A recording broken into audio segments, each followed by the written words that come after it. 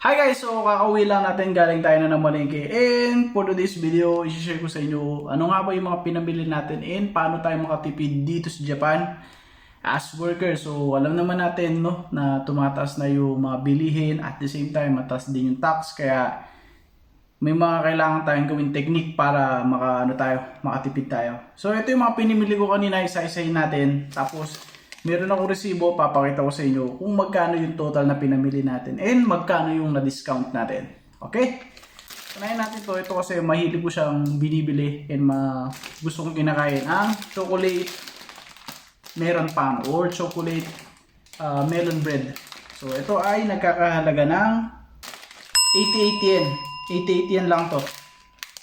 Yun. So napakamura kasi ito nabibili ko to sa may 7-Eleven, Family Mart na mahigit 100 yen. Ito naman, ang susunod natin ay tinapay ulit. Ito, 8 slices siya. Yung ibang brand nito, nasa mahigit 100 yen, mahigit nasa 179, 200 plus. Pero ito, nabili ko lang siya ng 108 yen. So, napakamura.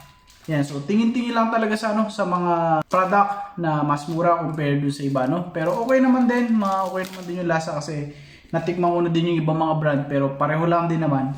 And then ito na, pasok na tayo sa sa may discounted.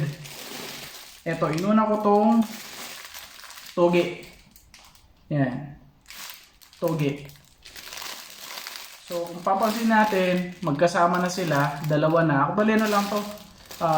Ito yung, hindi naman siya patapon, pero okay, all goods pa rin. Ayan, tingnan natin. All goods pa rin yan. Pero, 18 yen lang, sobrang mura. 18 yen lang. Meron nito kanina, may nakita ko, single lang. Isang piraso lang, nasa QN or 9 yen. Sobrang mura. Okay. Convert nyo na lang to sa, times nyo to sa 0.36, kasi 0.36 ang palitan nyo yung set. Napakamura talaga, no? Sobrang mura na talaga. And sunod natin yung eto, haksay or Chinese cabbage, pechay bagyo sa atin sa Pilipinas. Ito naman ay sobrang mura na rin na 70 yen lang. 70 yen. Mura na rin to talaga, no? Lastly, etong yakisoba na noodles. Yakisoba na noodles, tapos meron na siyang meron na siyang seasoning. So automatic na to, hindi ka na magtitimpla, i-powder siya. So habang niluluto mo, okay na ito. Lagyan mo na lang ng konting gulay, all goods na yun. So tatlong kainan to for only 108 yen lang din. 108. So ang discounted natin dito ay ang gulay. Ito 1, 2, at saka itong noodles. So, 5 items lang yung binili natin. Tapos, 2 tinapay. So, nagkakalaga ito ng 423 yen. 423 yen lang. Pero kung talaga bibilin natin to, tingin ko nasa to, no? Ito, isang piraso nito, nasa mahigit 100 yen.